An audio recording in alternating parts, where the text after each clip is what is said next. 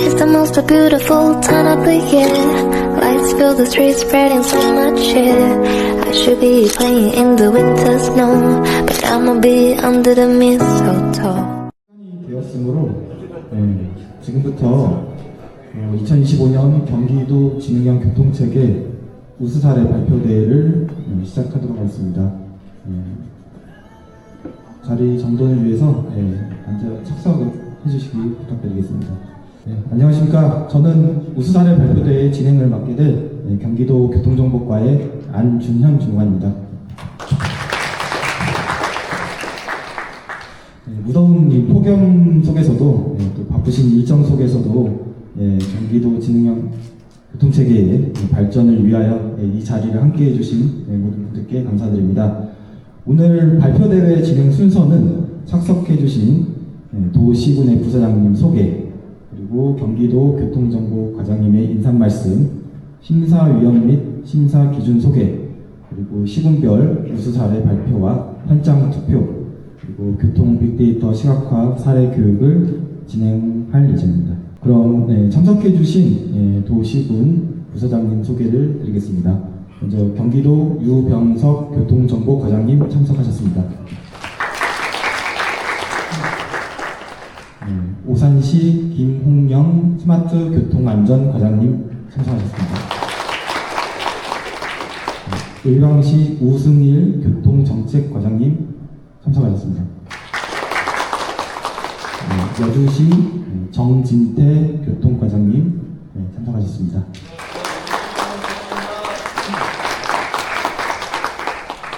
그럼 유병석 경기도 교통정보과장님의 인사 말씀 듣도록 하겠습니다. 경기도청 교통정보과장 유병석입니다. 반갑습니다. 먼저 경기도 ITS 우수사례 발표대회에 오신 시군 과장님과 팀장님, 담당자분 모두 환영합니다. 우수사례 발표는 각 시군에서 주로 이미 시행됐거나 시행될 수 있는 과제들을 모아서 서로 정보를 공유하고 다른 시군에도 적용할 수 있도록 이런 기회를 제공하기 위해서 이 발표대회를 마련했고요. 이 자리가 불편하지 않고 편안하게 즐기시고 정보는 좀 얻어가시고 그런 편안한 시간이 되었으면 좋겠습니다. 그리고 중간중간에 쉴 틈이 있을 때는 서로 정보를 나눌 수 있는 시간을 가지시고 내일 편안하게 돌아가실 수 있도록 잘 준비해 드리겠습니다. 감사합니다. 다음으로 심사 기준 및 심사위원 소개를 하겠습니다. 사전 시군에서 제출된 15건의 우수 사례 중 1차 서면 심사로 수원, 안양, 양주, 구리, 의왕, 여주, 동두천, 과천 8개 시군의 사례가 선정되었고요. 발표 심사는 현장 심사로 4분의 심사위원분들이 평가를 해주신 점수 70점, 그리고 현장에 참석해주신 참석자분을 투표에 30점을 반영하여 발표자에게 최우수상 1점, 우수상 2점, 장려상 2점이 결정이 됩니다. 그럼 이번 발표대회 심사를 해주실 심사위원분들을 소개해드리도록 하겠습니다. 먼저 용인시의 홍기동 교통정보팀장님입니다.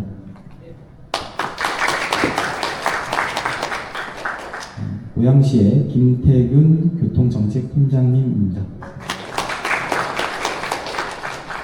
평택시의 문대식 버스 운영팀장님이십니다. 오산시의 윤종현 교통안전팀장님께서 수고해 주시겠습니다. 자, 이제 대표의 하이라이트인 시군 ITS 우수사례 발표를 시작하도록 하겠습니다. 발표는 추첨을 통해 정해진 양주시, 동두천시, 구리시, 여주시, 의왕시, 안양시, 과천시, 수원시 순으로 진행하도록 하겠습니다. 오늘 이 자리에서 경기도 진흥형 교통체계 현재와 미래를 엿볼 수 있는 혁신적인 아이디어를 발표를 해주실 것 같고요. 각 시군 발표는 10분, 질의응답은 5분으로 진행됩니다. 심사위원분들과 참석자분들께서는 발표 내용을 경청하시고 공정한 심사와 현장 투표에 참여하여 주시기 바랍니다. 현장 투표는 모든 시군이 발표 마친 후에 진행하도록 하겠습니다. 그러면 첫 번째 발표 순서는 양주시입니다. 양주시는 진흥형 교통체계 구축 사업에 대한 홍성현 주무관님께서 발표해 주시겠습니다. 앞으로 나와주시겠습니다. 네, 안녕하십니까. 양주시청 대중교통과에 근무하는 홍성현 주무관입니다. 양주시는 과거 2010년에 그 UTS 사업을 추진하고 그 이후에 이제 교통정보체계에 대한 별다른 그 사업이 없다가 13년 만에 그 최근에 대규모 교통정보체계 사업을 추진하였습니다. 긴 공백이 있었던 만큼 현장과 센터 시설 모두 노후되어 모든 현장 시설과 센터 시스템을 초기 사업처럼 진행하였습니다. 늦어진 만큼 부문별로 순차적인 사업을 진행해야 했으나 그 여러 시스템을 동시에 추진하여 기본에 충실하게 했습니다. 지금부터 양주시 ITS 사업에 대해 발표하겠습니다. 순서는 사업 개요부터 기대 효과 순서로 하겠으며 사업 개요입니다. 양주시 ITS 구축 사업은 실사업 기간이 2023년에 착공하여 24년에 완료하였으며 사업비는 112억 2,500만 원입니다. 주요 시스템은 스마트 교차로 24개소, 광역 긴급 차량 우선 신호, 좌회전 가문 신호 34개소 등과 타 시군에서 했던 것처럼 CCTV, VMS 등 통상적인 진흥 교통체계에 적용되는 시설물을 적용하였습니다. 현장 시설물 적용 위치는 보시는 바와 같이 양주시 전역을 대상으로 하였으며 스마트 교차로는 저 지도에서 파란색 구간으로 차량 이동이 많은 상계 구간을 대상으로 하였고 좌회전 가문 신호는 그 빨간 그 화살표인데 교통체증이 없는 외곽 2개 구간과 그 다음에 양주시에서 교통체증이 가장 심한 1개 구간으로 하였습니다. 주요 추진 경과입니다. 사업 비용은 실시 설계 및 사업 관리비 10억, 그 다음에 용역 사업비 54억, 그 다음에 물품 구입비 48억 원으로 추진하였습니다. 주요 사업 내용으로 노후되어 운영을 못하고 있던 UTS 시설물 중에 교통관제 CCTV 44개소를 제외한 시설물 모두를 철거하고 VDS 11개소, 교통 CCTV 20개소, DSRC RSE 22개소, VMS 8개소를 신규 설치하였습니다. 그리고 양주시 주요 도로축에 스마트 교차로 24개소를 하며 카메라 90대를 설치하였고 그중 40대를 번호인식 카메라로 적용하여 다양한 분야에 적용할 수 있도록 하였습니다. 보행자 안전을 위해 보행신호 자동 연장, 바닥신호 등 음향신호기 및 잔여시간 표시기, 적색 표시기 등 교통약자들의 보행 환경 개선에도 노력하였습니다. 그리고 실시간 신호 제어 시스템 도입을 위해 온라인 불가능한 노후 신호 제어기 222대를 교체하였고 신호 DB 개선 사업을 동시에 진행하여 스마트 교차로 운영 효과를 극대화하였습니다. 근본 교체한 신호 제어기는 전멸 등을 제외한 양주시 신호기의 3분의 1에 해당하는 수량이며 사업 진행 중 교통신호 제어기의 현황이 정확하지 않아서 제가 직접 지도 로드뷰와 현장을 확인하고 목록을 만들었습니다. 신호 온라인 사업과 함께 경기도에서 추진하는 광역 긴급차량 우선 신호 시스템을 도입하였는데 기존 설계되었던 자체 긴급차량 시스템을 설계 변경하였습니다. 이 과정에서 서울지방조달청 계약 담당자와 협의를 위해 조달청을 여러 번 방문하며 당초 계획보다 사업기간이 좀 연장되게 되었습니다. 양주시와 인접한 고양시, 파주시가 본 시스템을 도입하였고 동두천시, 의정부시가 25년 도입 예정이므로 향후 시스템 도입 효과가 높을 것으로 기대하고 있습니다. 양주시는 시청을 중심으로 북쪽으로 가는 2개 축 도로의 교통체증이 가장 높습니다. 저쪽 부분에서 그 가운데 빨간 동그라미 쳐져 있는 데가 양주시청에서 파주 쪽으로 가는 도로인데 여기가 교통체증이 가장 심해서 그 양주시장 및 양주시청 및 경찰서, 도로교통공단 등이 교통체증을 해결하기 위해서 노력하고 있었습니다.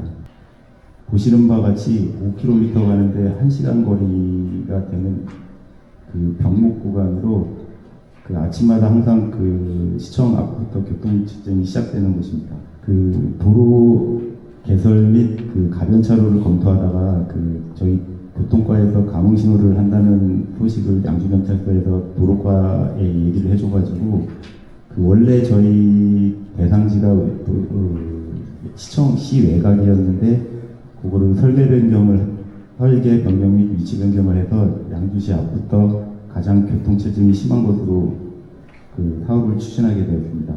그런데 그 사업을 추진 후에 그 도입 효과가 너무 좋아가지고 그 양주 경찰서, 그다음에 양주 시청, 양주 소방서까지 그 ITS 사업에 대한 좋은 인식을 좀 심어주는 계기가 된 단위 서비스입니다.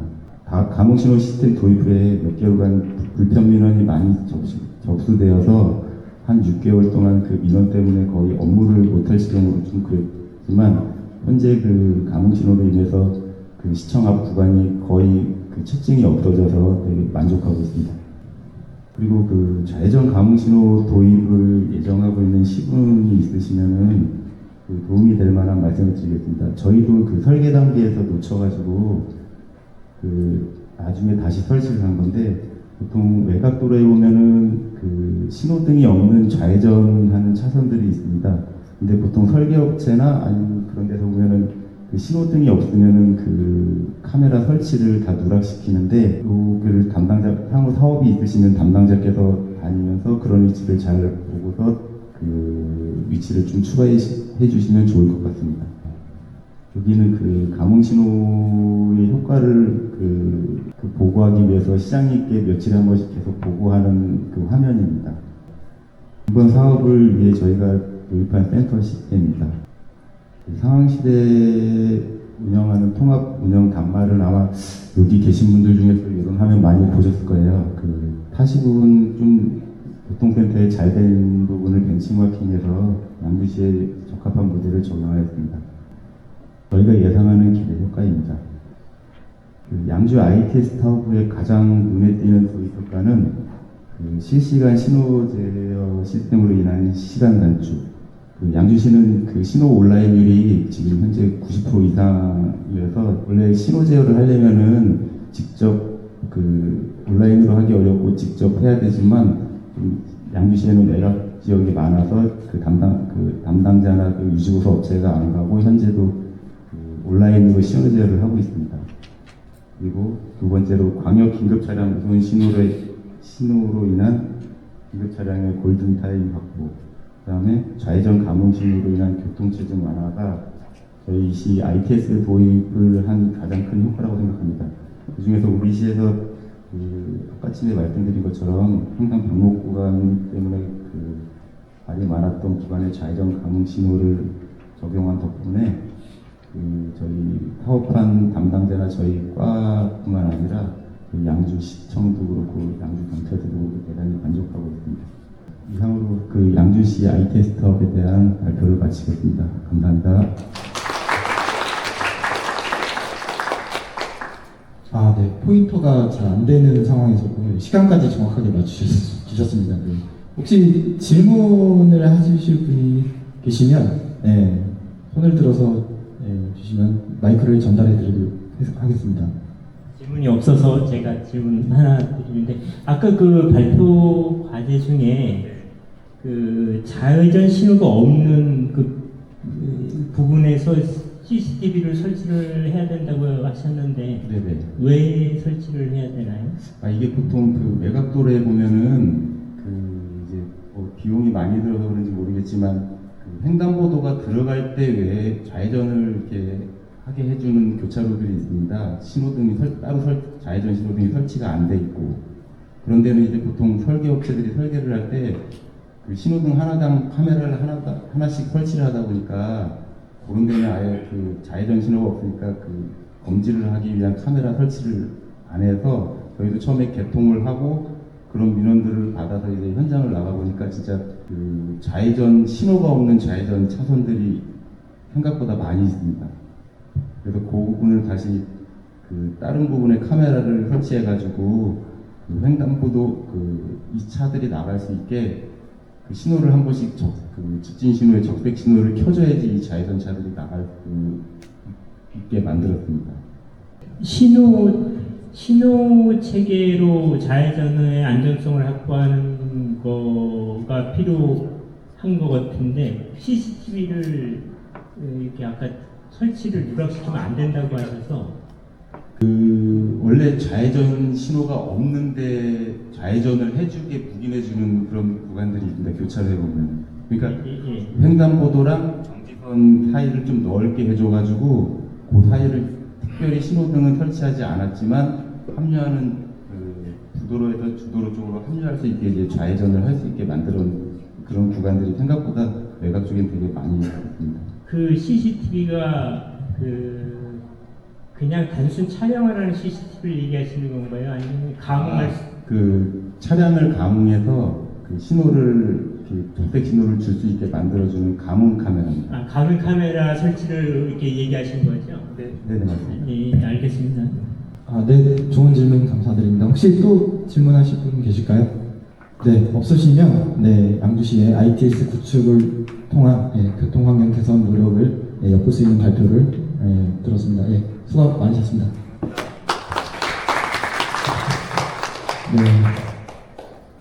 다음으로는 동두천 씨가 발표를 하겠습니다. 동두천 씨는 안전한 보행 환경 조성을 위한 어린이 보호구역 바닥 신호등 설치 사례를 박근우 주무관님께서 발표해 주시겠습니다.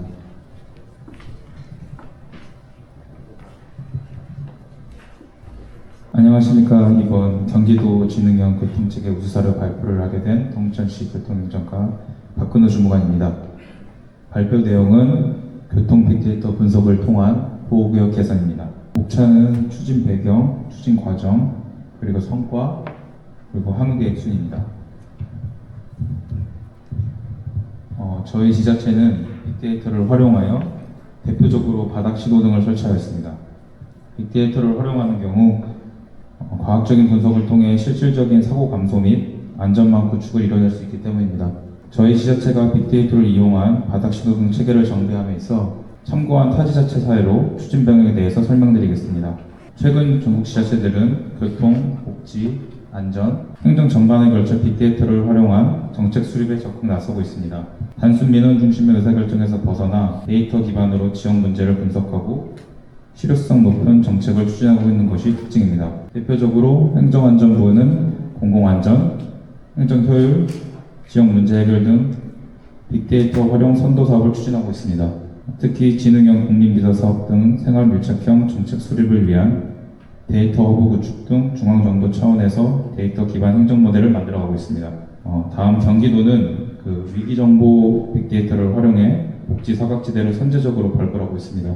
발굴된 가구에는 기초생활보장, 긴급지원 등 공적 민간 자원을 연계한 복지 서비스를 제공합니다. 이를 통해 행정 사각지대를 줄이고 보다 체계적인 사회 안전망을 구축하고 있습니다. 이처럼 전국 지자체들은 교통, 복지, 안전, 경제 등 다양한 분야에서 빅데이터 기반을 실질적으로 지속 가능한 행정 서비스를 강화해 나가고 있습니다.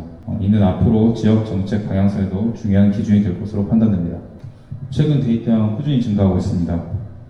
도시 위험은 점점 다양해지고 있으며 데이터 없이 대응하는 방식으로는 한계가 있습니다. 빅데이터는 교통사고, 범죄, 혼잡, 편의 등 도시 전반의 문제를 미리 예측하고 사전에 대응할 수 있습니다. 우리가 사는 도시를 더 안전하고 똑똑하게 만들기 위해 이제 빅데이터는 선택이 아닌 필수입니다. 지금 보이시는 자료는 저희 시에서 추진한 스마트 횡단보도 서비스 예시입니다. 보행자 사고가 자주 발생하는 지역, 특히 어린이, 노인 등 교통약자의 통행이 많은 지역에 설치합니다. 이에 따라 IoT, ICT 기술을 활용하여 설치된 스마트 횡단보도는 보행자와 운전자의 직관적인 안전정보를 제공하며 횡단보도 보행자 사고 발생률을 줄이고 운전자의 주의를 강화하여 시민의 체감 안전도를 실질적으로 높이는 효과가 있습니다. 다음은 스마트 횡단보도 적용 사례입니다. 간단한 예로 세종시 대통령 기록관실 앞 스마트 횡단보도는 보행자 자동인식 센서 설치를 하여 보행자 접근 시 신호를 우선 변경해주고 음성 안내로 통행을 유도합니다. 그리고 두 번째로 인천시 어린이 보호구역 보행신호 음성 안내 보조장치와 LED 바닥 신호 등을 설치하여 보행자 운전자 모두에게 시각적, 청각적 교통안전 정보를 제공합니다. 그다음 마지막으로 군위시 같은 경우는 횡단보도에 접근하는 보행자, 차량 등을 실시간으로 변화를 사전으로 인식하여 표지판, 바닥 조명, 정지선을 자동으로 전멸해서 사고를 사전에 예방합니다. 이러한 스마트 횡단보도 시스템은 기존 교통안전시설물보다 시각적, 청각적으로 보행자, 운전자의 인지 능력을 강화시켜서 사고를 예방하는 데 큰 효과가 있습니다. 저희 동천시는 보호구역 내 LED 바닥 신호등을 설치하는 스마트 횡단보도 사업에 인력과 예산의 효율적인 사용을 위해서 교통 빅데이터를 활용했으며 이에 따라 사고 현황, 교통량, 보행 밀집도 등 다양한 데이터를 활용해 우선 개선이 필요한 구역을 분석했습니다. 특히 안전운전이 필요한 지점을 토대로 우선순위를 도출했고 이를 통해 사고 예방 중심으로 효율적인 설치를 추진했습니다. 교통 빅데이터 플랫폼은 경기도 교통 빅데이터 시스템을 활용했으며 시스템을 통해 보호구역의 지정 구역을 파악하고 안전운전 필요 지점 등 데이터 항목을 수치화해서 우선 설치 지역을 선별했습니다. 보이시는 왼쪽 지도는 어린이 보호구역 지점을 분포로 나타낸 것이고 오른쪽 지도는 시간대별 교통량 데이터를 시각화해서 주요 혼잡 구간을 표현한 것입니다. 이 데이터를 바탕으로 각 어린이 보호구역의 교통량을 파악해서 그 결과를 토대로 교통량이 높은 구간을 기준으로 위험도를 확인해서 우선순위를 선정했습니다. 또한 유동인구 밀집 예측 분석을 통해 보행자 통행량이 높은 지역을 우선 도출하였고 안전운전 지수 분석을 통해 사고 발생 가능성이 높은 지역을 확인했습니다. 마지막으로 운전자의 안전운전 필요 지점 분석을 통해 위험 등급을 도출함으로써 앞선 4가지 교통 빅데이터를 활용하여 객관적이고 효율적인 바닥 신호등 등 교통안전 시설물을 설치하기 위해 우선 설치 지역을 선정하였습니다. 교통 빅데이터 분석을 통해 시설 개선이 시급한 어린이 보호구역 10개소를 선정하였습니다. 이를 바탕으로 LED 바닥 신호등을 설치하여 보행자 및 운전자 중심의 교통안전 인프라를 구축했습니다. 보이시는 사진은 교통 빅데이터를 활용하여 설치된 혼합형 스마트 횡단보도 현장 사진입니다. 동천시에 있는 부산초등학교 앞 교차로는 등하굣길 통행량이 많은 것으로 차량용 LED 전광판, 바닥 신호등, 도로 표지등 등 스마트 교통안전 시설이 집중적으로 설치된 대표적인 사례입니다. 이와 같이 다양한 장비를 유기적으로 결합한 스마트 횡단보도를 통해 보행자 안전을 실질적으로 높이고 사고 예방 효과도 기대할 수 있었습니다. 이번 사업을 통해 단순히 시설물을 확대하는 것이 아닌 교통량과 보행자 통행량, 교통사고 위험도 등 다양한 빅데이터를 종합 분석하여 교통안전 시설물 설치에 우선순위를 선정했다는 점에서 매우 큰 의의를 갖습니다. 또한 이러한 빅데이터를 활용하여 설치한 스마트 횡단보도는 시야각이 낮은 보행 약자나 스마트폰을 보며 이동하는 스몬비족의 교통사고 예방에 효과적이며 운전자를 위한 교통신호 시인성과 야간 보행자의 시야 확보에 크게 기여하였습니다. 마지막으로 빅데이터를 접목시킨 교통시설물에 대한 우리시의 향후 계획입니다. 여름 장마철 그리고 겨울 폭설 등 악천후 대비를 위해 경기도 빅데이터 시스템의 교통위험 구간 분석, 교통예측 분석, 돌발 현황 등 다양한 데이터를 활용하여 교통사고 다발 지역과 사고 예측 구간을 사전에 식별하고 선제적으로 교통안전 시설물에 대한 설치를 지속적으로 추진할 계획입니다. 지금 화면에 보이시는 시스템은 경기도 교통 빅데이터 시스템입니다. 지역별 교통사고, 그리고 교통량, 보행자 흐름 등 다양한 데이터를 종합 분석해 정책 수립과 실시간 대응이 가능하도록 설계한 우수한 시스템입니다. 동천시에는 이러한 빅데이터 기반 시스템이 구축되어 있지 않아서 어려움이 많이 있었는데 앞으로 이런 경기도 빅데이터 시스템을 적극 활용해서 교통관련 정책이나 사업에 효과적으로 반영하고 참고할 예정입니다. 저희 동천시는 교통 빅데이터를 기반으로 시민의 안전과 편의를 최우선에 두는 행정을 실현하고 있습니다. 이러한 실현의 중심에는 경기도가 있습니다. 이상으로 경기도 지능형 교통체계 우수 사례 발표를 마치겠습니다. 부족하지만 경청해 주셔서 감사드립니다. 네, 이 사례와 관련해서 질문이 있으신 분은 손 들어주시면 마이크를 전달해 드리도록 하겠습니다. 질문 드리겠습니다. 아까 스마트 횡단보도 현장에 보면은 차량이 진입할 때 차량 쪽에서 보이는 스마트 횡단보도가 있고 전광등이 네. 표시되도록 돼 있고 보행자용도 이제 그런 LED 바나라나요? 그거 이제 전등이 들어오게 돼 있는데 네. 차량에 대해서 요걸 설치하고 전후 관계의 그 효과를 측정할 자료가 있나요? 그 차량 앞에 보이는 LED 전광판이 있는데 그게 정지선에 센서가 설치되어 있어서 차량이 정지선을 넘었을 때 정지선을 위반했다라는 표시가 나오게 됩니다. 그래서 거기서 이제 신호 위반을 방지하는 목적으로 이렇게 LED 전광판을 만들었고요. 차량의 정지를 정확히 하기 위해서 전등을 보여주는 건가요? 아니면 속도가 빨랐을 때 그 불이 들어오는 정지할 수 있도록 하기 위해서 한 거고요. 속도를 줄여주는 효과. 속도를 줄여주는 효과는 거기 앞에도 이제 무인교통 단속 장비가 있어서 그 신호 단속 장비로 예방을 하고 있습니다. 정지선이 정확히 앞에 있다는 것을 멀리서 미리 알려주는 의미가 큰 거네요. 그것도 있고 미리 정지선이 있다는 것도 알려주고 넘어갔을 때 정지선을 넘어갔습니다라고 표시도 해주고 그렇게 되어 있습니다. 예, 알겠습니다. 네, 질문 감사드립니다. 혹시 또 다른 분 질문하실 분 계신가요? 네, 뒤쪽에 계시네요.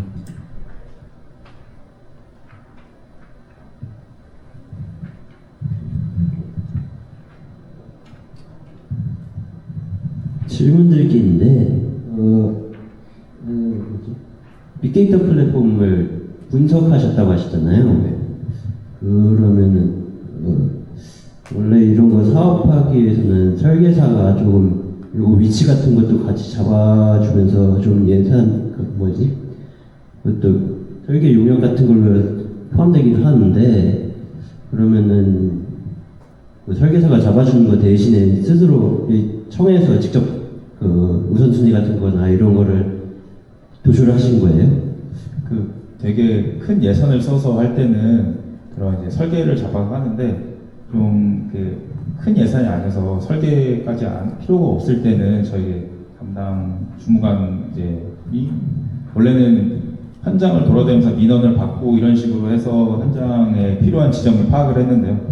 그러다 보니까 이제 인력이나 이제 이런 시간적 소모되는 게 많아서 이제 교통 빅데이터를 사용해가지고 그런 안전운전이 필요한 지점이랑 그다음에 밀집 예측 분석 이런 거를 활용해서 우선순위를 선정했습니다.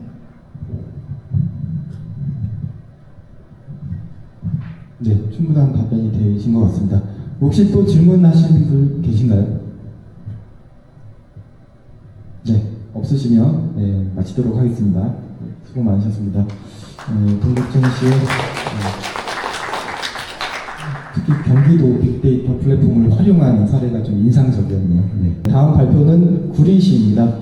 사고 다발 지역 도로 노면 상태 알림 시스템에 대한 효과 분석 사례를 임재영 주무관님께서 발표해 주시겠습니다.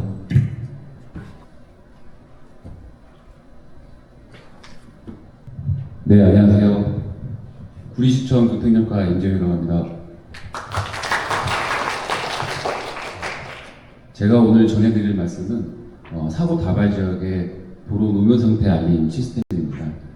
딱 들으시면은 좀 어려울 수 있는데요. 쉽게 말해서 도로 결빙에 관련된 또는 수막 현상이라든가 이런 도로 기상 여건 변화에 따라서 변하는 도로 상태를 알려주는 겁니다. 쉽게 말씀해서 도로 결빙을 알려드리는 시스템이고요. 저희 구리시 상황을 좀 잠깐 말씀을 드리면은 제가 처음에 구리시에 왔을 때는 ITS 구축을 한 사례가 없었습니다. 그래서 ITS 기본 계획부터 해야 했던 상황이었고요. 그래서 ITS 기본 계획을 하면서 처음에 ITS 시스템을 구축을 했지만은 저희가 워낙에 좀 작은 규모의 시다 보니까 도로교통 정비 중징계 기준으로 주요 교차로가 30개소밖에 안 되는 아주 작은 규모입니다. 그래서 일반적인 어떤 스마트 ITS 시설물들을 구축하는 것보다도 더 효과에, 그러니까 어떤 문제점을 해결할 수 있는 이 해결 방안에 좀 집중을 했었고요. 또 ITS 기본 계획을 세우면서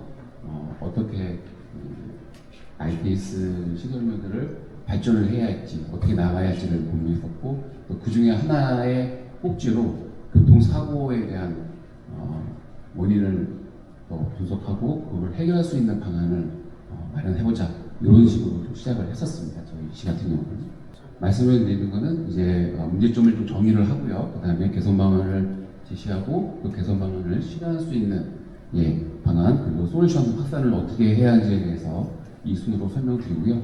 제가 말씀드리는 거는 이 네 가지만 딱 오늘 이해하시면 될 것 같습니다. 교통사고의 원인과 그 파급력, 그리고 두 번째 문제점 개선 방안, 세 번째 개선 방안 실현을 어떻게 해야 하는지, 또 문제점 개선 시행에 대해서 전후 비교를 어떤 결과를 가져왔는지를 딱 아시면 될 것 같습니다. 먼저 교통사고 원인을 좀 이해하는 부분이 있는데요. 저희 구리시 같은 경우는 도심부가 사실은 대부분의 구성을 이루고 있습니다. 그러다 보니까 이 교통사고에 대한 원인이 주로 한 30% 정도는 부주의 운전으로 확인이 되고 있습니다. 부주의는 기상 변화에 따른 여러 여건들도 있고 본인들의 어떤 실제적인 상황에 따라서 변할 수도 있지만 대부분이 도로 여건에 대한 부주의 사항들이 많이 있었고요. 그래서 그거에 대한 이 사고에 대한 감속을 연구를 했었고, 거기에 대한 주요 원인이 치사율이 가장 높은 도로 결빙에 대해서 우리가 이 주행 중 운전자에게 사전에 인지를 할 수 있도록 하는 게 좋겠다는 생각을 했었습니다. 그래서 이 모든 이 결빙의 의미는 모두 다 아시겠지만 도로 주변에서 급격한 온도 변화에 따른 어떤 기상 변화입니다. 그 도로의 상황에서 특히나 지금 같은 경우는 기상 여건이 많이 바뀌고 있기 때문에요. 거기에 대한 겨울에 도로 결빙 상태는 굉장히 심화되고 있고요. 특히나 코너가 있는 복선 구간에서는 더욱더 그것이 가속화되고 있어서 문제점으로, 사회적인 문제점으로 많이 발전이 되고 있습니다. 그래서 저희가 체크했던 것은 한 세 가지 정도 기준이었습니다. 일단 도로 결빙에 대한 위험 구간을 선정을 해야 했고요. 이 선정을 위해서 저 혼자만이 아니라 관할 경찰서와 소방서에 대한 의견을 좀 같이 요청을 했습니다. 그래서 그 분석을 통해서 결정을 했었고요.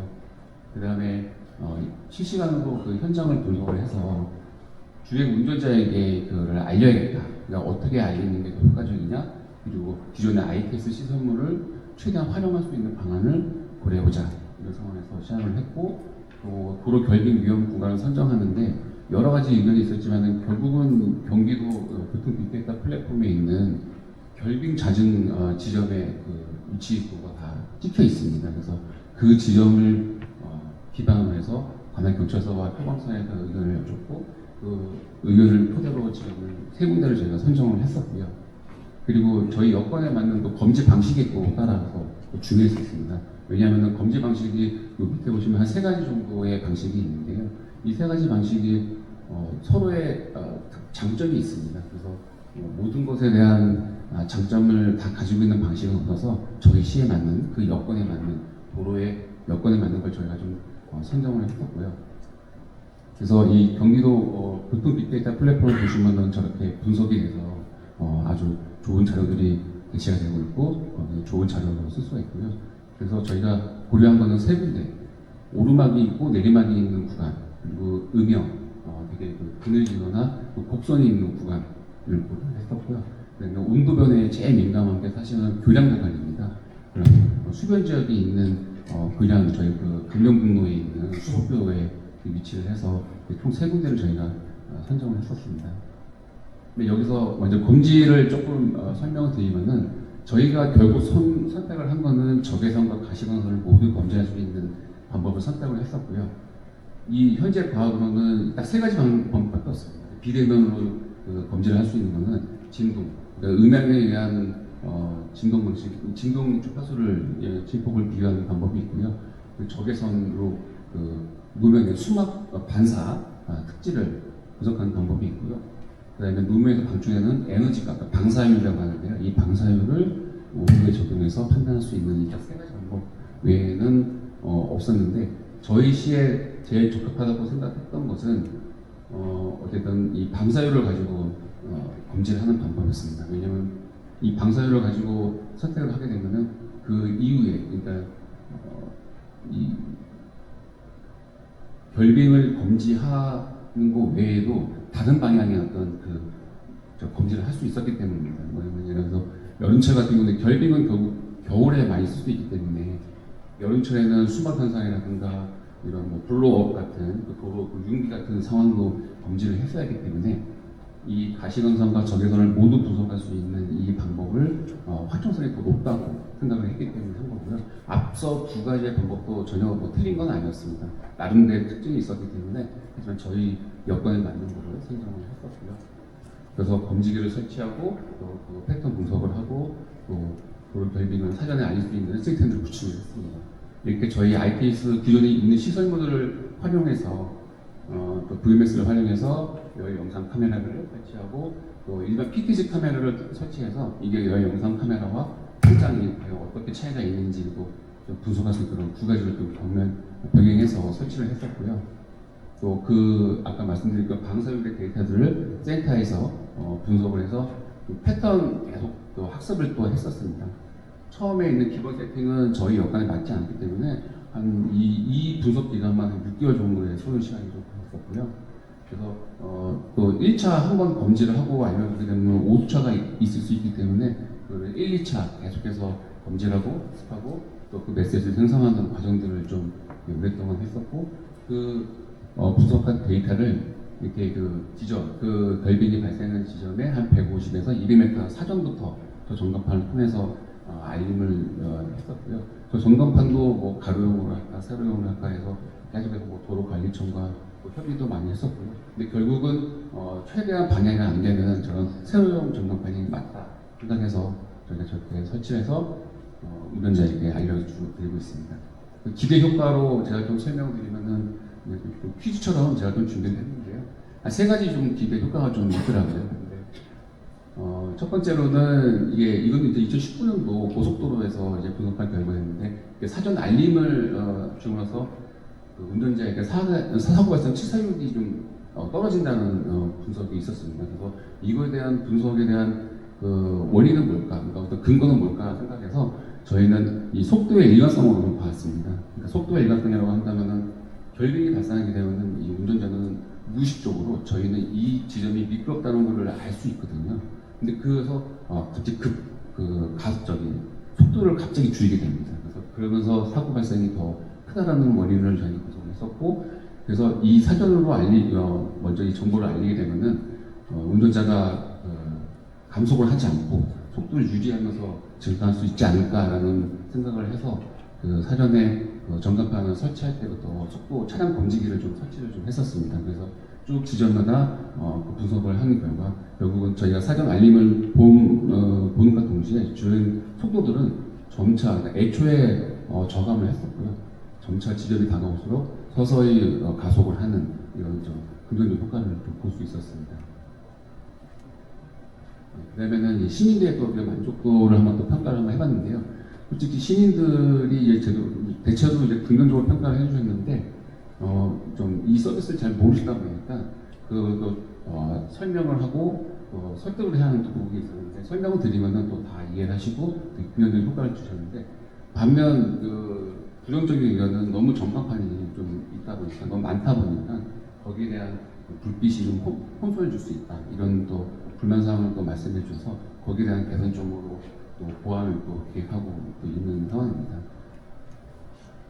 또 다른 효과로는 좀 예기치 않게 이 전광판이 저는 정보를 좀 잘 알려드리고 싶었었는데 저희가 너무 욕심이 좀 가했는지 도로변 쪽에 너무 좀 붙이다 보니까 이렇게 충돌 사고가 너무 많아서 카메라가 떨어지고 합체가 저기다 떨어지고 하는 경우들이 있어서 이런 좀 안 좋은 효과도 있어서 지금은 많이 좀 도로 안쪽으로 보행 공간 안쪽으로 많이 좀 넣어서 다시 좀 설치를 하고 있습니다. 그래서 이 솔루션은 결국 겨울철에 많이 좀 활용이 될 수 있기 때문에 여름철이라든가 다른 사계절에도 활용할 수 있도록 여러 환경에서 가능할 수 있도록 좀 시스템 좀 업그레이드를 하고 있습니다. 그래서 현재 지금 시범 운영을 하고 있고 올 연말까지도 또 시범 운영 통해서 내년부터는 또 새로운 서비스로 나갈 수 있고 또 다양한 또 장마철이라든가 이런 도로 융비 같은 것도 많이 볼 수 있도록 이렇게 확대될 수 있도록 노력하도록 하겠습니다. 발표를 마치도록 하겠습니다.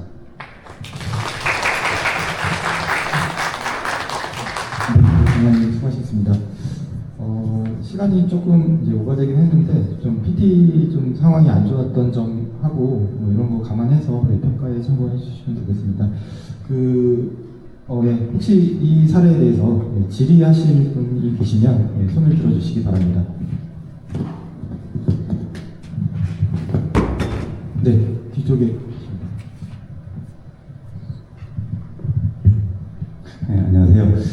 아마 블랙아이스 관련된 거는 전체 지자체들 담당자분들이 아마 한 번씩은 다 관심을 가질 것 같은데, 제가 몇 년 전에 과기부 시정 사업을 저희 시에 하는데 매년 겨울마다 해서 한 4년 했는데 결국은 올해 이제 5년 차가 돼서 이제 실패한 걸로 그냥 끝났거든요. 근데 보통 현장에 뭐 이렇게 탐지를 할 때 보면은 환경적인 요인, 뭐 차들 지나가면 진동 요인, 뭐 그게 너무 많아가지고 이 너무 방대한 데이터를 수집해서 그걸 분석해서 해야 돼가지고 저희도 못했지만 다른 데서도 아직까지 결빙을 정확하게 탐지하는 게 없는 걸로 알고 있거든요. 근데 아까 전에 말씀하실 때 이 결빙에 대한 어떤 결과값 얻은 거에 대해서 말씀을 안 해주신 것 같은데 그 결과값이 뭐 정확히 나오는지 그것 좀 한번 궁금한데요.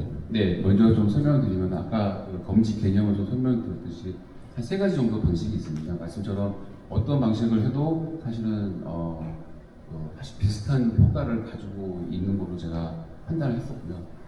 저희가 한 거는 그러니까 음향과 적외선 같은 경우는 오차율이 좀 많이 있었습니다. 제가 그거를 실제 저희 테스트를 한 건 아니고 각 제조사에 대한 데이터 시트를 받아서 활용을 했을 때 어떤 오차율이라든가 그 상황에 맞지 않는, 즉 말씀처럼 되게 다양한 환경에서 분석을 해야 되거든요. 그래서 너무나도 힘든 상황이 발생할 수 있다라고 생각을 했었고요. 근데 적외선과 가시광선을 선택했던 이유는 오류의 폭이 오차가 적을 거라고 생각을 했었습니다. 왜냐하면은 저희가 재질이 주로 아스팔트로 되어 있지만은 그 위를 지나가는 거는 거의 정해져 있지 않습니까? 도로 차량에 대한 재질이 정해져 있기 때문에 그 재질이 가지고 있는 방서율은 거의 고유하거든요. 그래서 그 고유한 값을 가지고 판단을 1차적으로 했었고요. 그리고 아까 말씀드린 전 6개월 정도의 분석 기간들을 좀 수시로 좀 가지고 있었습니다. 그래서 정확도를 상당 부분 판단을 했었다고 판단을 하고요. 근데 그 정확도를 말씀드리면은 솔직히 말씀드리면 90% 이상을 말씀드리기는 좀 어려울 것 같습니다. 그래서 거의 겨울철 같은 경우는 저 같은 경우는 이 1차 분석된 값, 그리고 제가 또 현장 나가서 판단한 PTG 카메라를 분석한 화면을 좀 융합해서 사실 좀 메시지를 표출하기도 했었습니다. 네, 또 다른 질문이 있으신 분은 손을 들어주시기 바랍니다.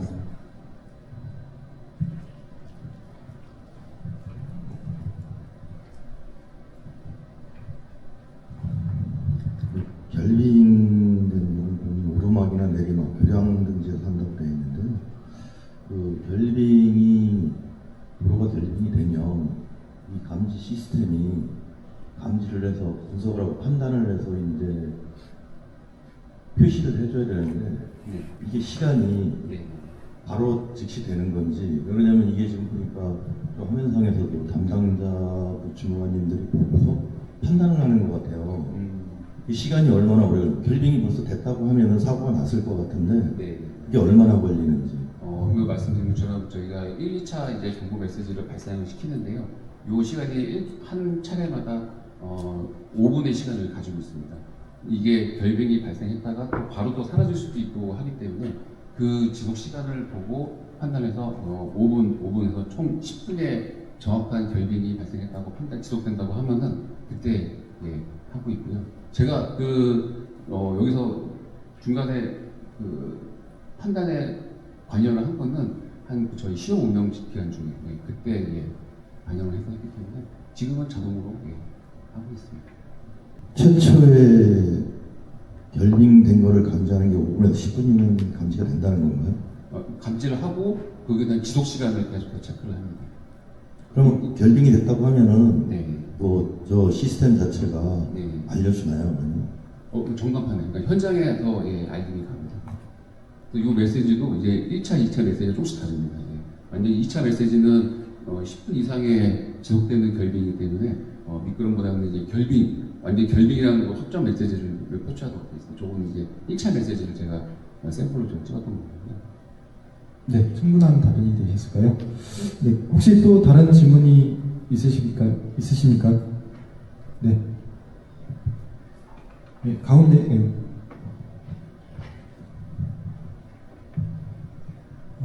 단순하게 제가 생각했을 때는 저 미끄럼이나 결빙 지역들이 네. 평상시 민원이나 겨울철 사고 이런 것들이 이제 자료들이 축적되면 네.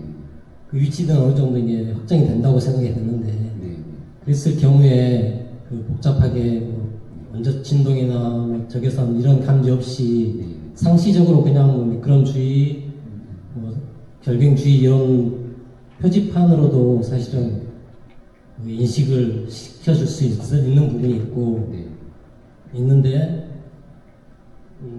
굳이 저렇게 한다는 거는 평상시에는 저기에 저런 미끄럼지 표지를 네. 표시 안 한다는 뜻이잖아요. 그래서 결빙할 때만 저 표시판을 띄우시는 거잖아요. 네, 일반 메시지 표출 기본 메시지가 있고 메시지가 있습니다. 그래서 제가 생각할 때는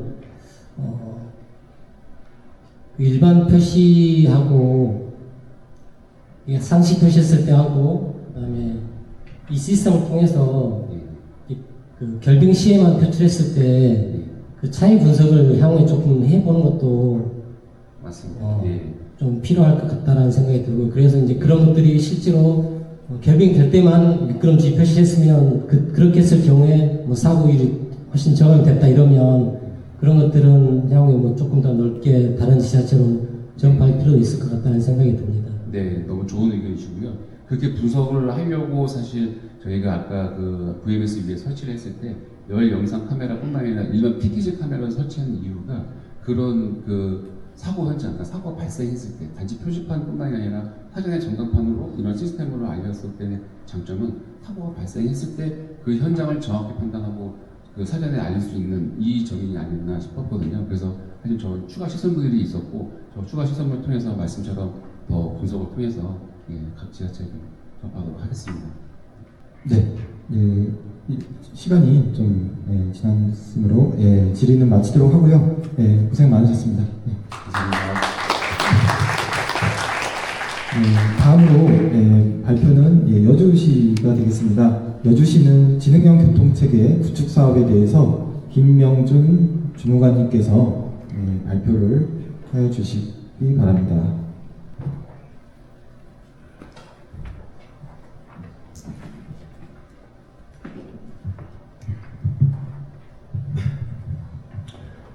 네, 안녕하십니까. 저는 여주시청 교통과에서 근무하고 있는 김명준입니다. 먼저 바쁘신 가운데 이렇게 쌀과 도자기의 고장 여주를 방문해 주셔서 여러분께 진심으로 감사의 인사드립니다. 저희 여주시는 올해 관광 원년의 해를 선포하고 그다음 출렁다리 개통 등 다양한 관광 인프라를 조성하였습니다. 오늘 이 자리를 통해서 여주시의 매력을 충분히 느끼시고 좋은 추억하셨으면 좋겠습니다.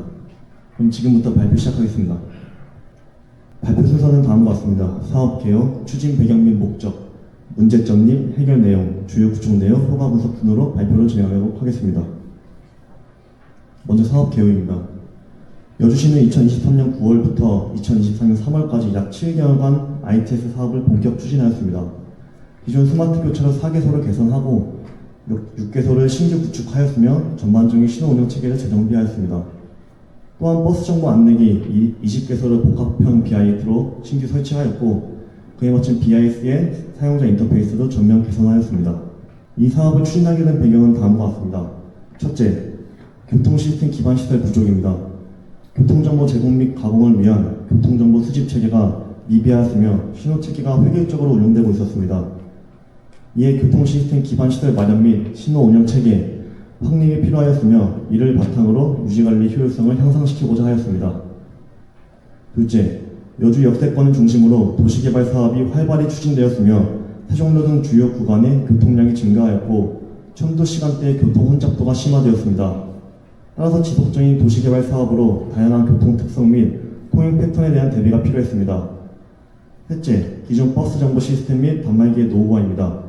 기설치된 버스 정보 안내기의 신의성 저하로 고령자, 장애인 등 교통 취약 계층의 이용이 불편하였으며 시스템 및 네트워크의 비효율적인 구축으로 인해 버스 운행 정보에 대한 정확도와 신속성이 저하되었습니다. 이에 지능형 교통 시스템 및 버스 정보 시스템을 전면 개선하였고 운영자와 시민들의 편의성을 향상시키고자 하였습니다. 문제점 해결 내용입니다. 저희 여주시 같은 경우에는 낮은 지방 재정 난이도로 독자적인 시스템 구축이 어려운 여건이었습니다. 따라서 저비용 투입으로 고효율 성과를 내는 걸 목표로 사업을 추진하였으며 국토교통부 ITS, BIS 공모 사업에 참여하여 총 사업 8,900만 원의 국비를 확보함으로써 지능형 교통 시스템 구축 사업 및 광역 버스 정보 시스템 구축 사업을 추진할 수 있었습니다. 또한 광역 버스 정보 시스템 같은 경우에는 강원도 원주시와 협업하여 국비를 추가 확보하는 노력을 하였습니다. 또 다른 문제점은 저희 자체 교통량 수집 체계 부조 및 신호 운영 체계 미흡으로 기존 스마트 교차로의 성능이 저하되었으며 BIS 노후화에 따른 정보 신뢰도가 저하되고 있는 실정이었습니다. 이에 현장과 센터 시스템을 동시에 개선하는 방향으로 사업을 설계하여 추진하였습니다. 주요 구축 내용을 말씀드리면은 앞서 말씀드린 바와 같이 주요 교차로에 스마트 교차로 시스템을 구축하여 기존 4개소 개선 및 신규 6개소를 확대 설치하였습니다. 이를 바탕으로 주요 도로 구간에 대한 실시간 교통정보 수집 및 신호 최적화를 가능하게 했습니다. 또한 BIS 기능 개선과 BIT의 지속적인 확대 구축을 통해 현재 관내 BIT는 166개소로 점진적으로 확대 설치하고 있는 중입니다. 이를 통해 시민들에게 보다 정확하고 빠른 버스 운행 정보를 제공하고 있습니다. 또한 교통정보센터 내 시스템 기능 개선 및 네트워크 재구축을 통해 운영 프로그램의 사용자 편의성을 높였으며 센터 시스템의 보안 취약점을 분석하여 전반적인 보안을 강화하였습니다. 이러한 구축을 통해 다음과 같은 효과를 얻을 수 있었습니다. 관내 주요 구간의 통행 속도가 평균 7.7%에서 많게는 17.5%까지 증가하였으며 교차로 제어 지체 시간도 최대 9%까지 감소하였습니다. 또한 BIS의 정보 정확도는 90% 이상으로 높아졌고 시민 만족도 조사 결과 복합형 BIT에 대한 선호도는 74%, 화면 개선에 대한 만족도는 66%로 나타났습니다. 이제 2025년 저희 여주시에서 주요 추진하고 있는 사업에 대해서 소개드리겠습니다. 올해 여주시는 교통정보센터 내 스마트 승강장 통합 제어 시스템을 구축하고 있습니다. 현재 여주시 버스 정수는 1243개소이며 261대의 시설물을 운영 중에 있습니다. 이에 시설물에 대한 민원이 지속적으로 증가하고 있는 실정입니다. 관내 주요 연령대는 50대에서 60대가 가장 많이 차지하고 있으며 점차 인구 고령화가 진행되고 있어 한파 및 폭염, 취약계층의 수가 늘어나고 있었습니다. 또한 정부에서는 고령층에 대한 운전자 면허 반납 정책 등을 통해 대중교통 이용을 권장하고 있어 취약계층을 안전하고 편리하게 대중교통을 이용할 수 있는 기반시설을 지속적으로 확대 설치하고 있는 추세였습니다. 하지만 보시는 바와 같이 저희 기종이 서로 다른 스마트 승강장 및 편의시설을 다수 설치해왔으나 이를 통합 제어할 수 있는 시스템이 부재가 있었습니다. 이로 인해 장애 발생 시 실시간 확인이나 원격 대응이 어려웠고 시설 관리도 비효율적으로 이루어졌습니다.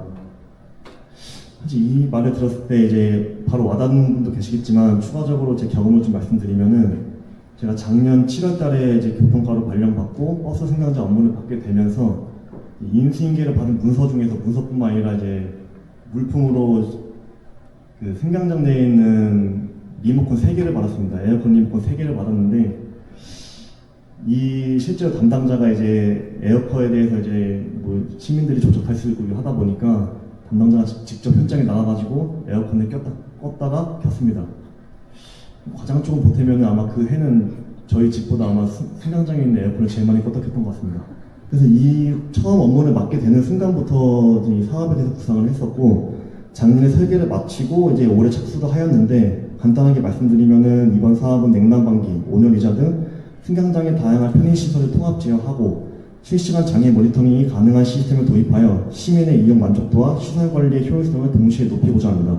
시스템 구상은 스마트 승강장 내 편의시설의 제어 및 모니터링할 수 있는 제어보드를 현장 승강장에 설치하고 그 다음에 제어보드는 교통정보센터 내에 구축한 시스템과 연계하고자 합니다. 이를 바탕으로 교통정보센터 내 상주 유지관리 및 담당자는 운영 단말을 통해 스마트 승강장의 상태 정보를 실시간으로 확인하고 또한 시설물의 원격 제어를 통한 효율적인 관리를 할 수 있습니다. 따라서 향후 기존 버스 승강장 내 해당 제어보드를 설치하면 편의시설과 시스템의 연계가 가능하도록 확장성을 고려하여 개발 중에 있고 그러면은 그동안에 저희 협소한 보도폭으로 설치가 불가했던 그 시간이 내에도 현장 실정에 맞는 맞춤형 스마트 승강장을 구축하는 것을 목표로 하고 있습니다. 이와 연계된 사업으로 현재 여주시에서는 기존 스마트 승강장 15개소에 더해 버스 정류소 개선 사업 26개소, 스마트 쉘터 구축 사업 14개소, 총 55개소를 통합 시스템에 연계할 계획으로 관내 승강장 55개소가 지역 실정에 맞춰 새롭게 스마트 승강장으로 정비될 예정입니다. 처음에 이 사업을 추진하였을 때는 이제 다른 지자체에서는 제가 확인을 많이 못했었는데 최근에 저희 경기도 이제 버스 관리과 버스 승강장 담당 부서에서 저희도 여주시에 방문해 주셔가지고 같이 사업에 대해서 이제 어떤 방향으로 추진하는지 이제 벤치마킹을 온 적이 있었습니다. 그래서 아마 확신이 없었지만 이제 그런 사례가 있다 보니 이번 사업을 좀 더 확신을 가지고 추진하게 되었습니다. 향후 추진 계획은 다음과 같습니다. 첫째, 여주시 주차통합관리센터 및 주차정보 통합 플랫폼을 구축하여 주차정보 수집 및 제공 체계를 개선할 예정입니다. 현재는 기본 설계 단계에 있으며 현장 장비의 이기종 통합을 할 수 있는 시스템 구축 및 24시간 운영할 수 있는 주차통합관리센터를 구현하고자 합니다. 이를 통해 해당 정보를 교통정보센터와 연계하여 주차정보 제공에 대한 체계를 확립하고자 합니다. 둘째, 광역긴급차량 우선신호 시스템을 도입해 응급상황 발생 시 골든타임 확보를 가능케 하여 시민의 생명과 안전을 확보하겠습니다. 셋째, 앞서 말씀드린 스마트 승강장 통합제어 시스템을 기반으로 지속적인 관내 버스 승강장과 연계하여 대중교통을 이용하는 이용객의 이용 편의를 증진시키고 재난 취약계층의 안전을 확보하고자 합니다. 지속적인 스마트 승강장 확대 설치에 따른 여주시가 스마트 대중교통 도시로 도약할 수 있도록 계속해서 노력하겠습니다. 이상으로 발표를 마치며 앞으로도 여주시는 시민이 체감할 수 있는 교통환경 개선을 위해 지속적으로 ITS 고도화 사업을 추진하겠습니다. 경청해 주셔서 감사합니다.